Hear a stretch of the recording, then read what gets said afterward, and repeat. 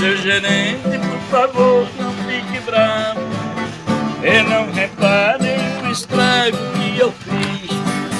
Nem que eu gaste o derradeiro centavo, essa despesa eu vou lhe pagar feliz.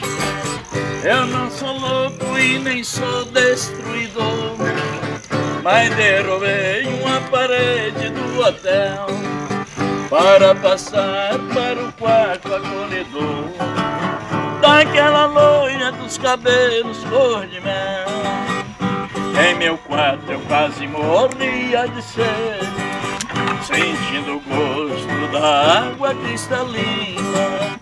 No desespero eu derrubei a parede, gostei da água e tomei conta da mina.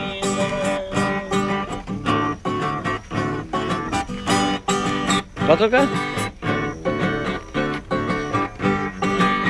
Se me entender, eu agradeço a gentileza, e para sempre eu serei seu bom amigo.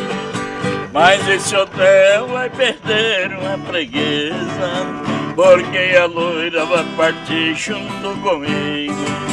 Estou feliz por encontrar um grande amor, já nem me lembro do meu passado cruel.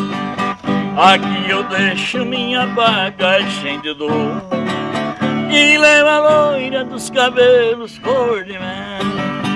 Em meu quarto eu quase morria de sede, sentindo o gosto da água cristalina.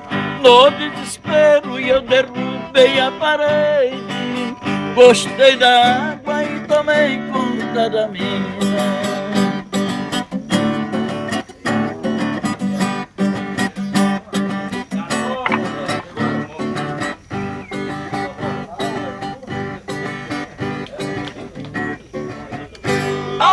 Trem, bom, eu ligo a minha cara de preocupado, mas nem um pouquinho, guri. Isso é bom.